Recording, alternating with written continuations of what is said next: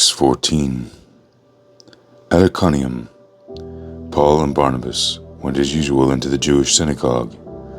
There they spoke so effectively that a great number of Jews and Greeks believed. But the Jews who refused to believe stirred up the other Gentiles, poisoned their minds against the brothers. So Paul and Barnabas spent considerable time there, speaking boldly for the Lord, who confirmed the message of his grace by enabling them to perform signs and wonders.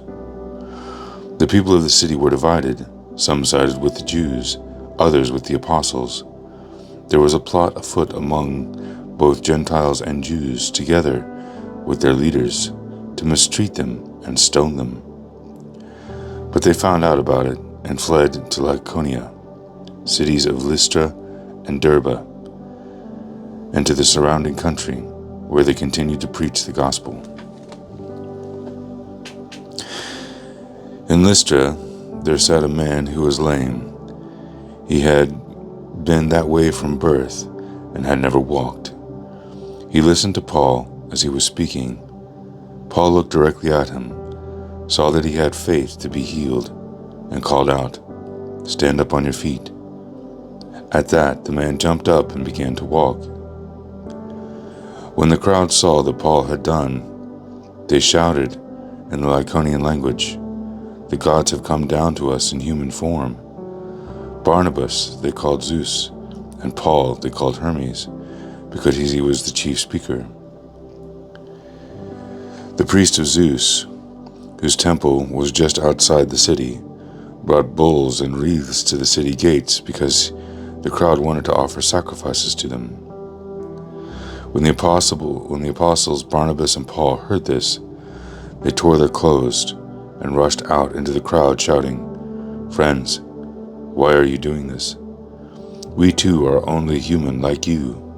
We are bringing you good news, telling you to turn from your worthless things to the living God, who made the heavens and the earth and the sea and everything in them.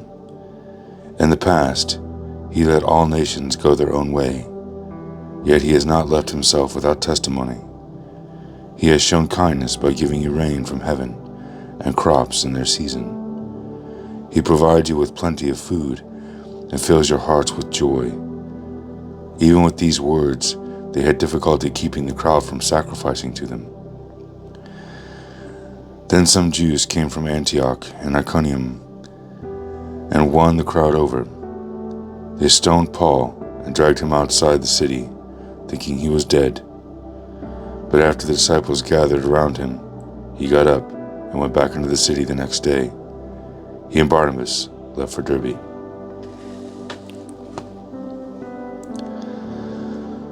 They preached the gospel in that city and won a large number of disciples.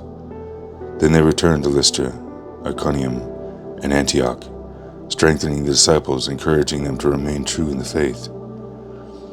"We must go through many hardships to enter the kingdom of God," they said.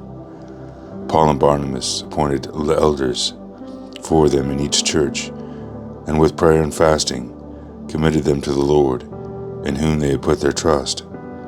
After going through Pisidia, they came into Pamphylia, and when they had preached the word in Perga, they went down to Attalia. From Attalia they sailed back to Antioch, where they had been committed to the grace of God for the work they had now completed. On arriving there, they gathered the church together and reported that all that God had done through them, and how he had opened a door of faith to the Gentiles. And they stayed there a long time with the disciples.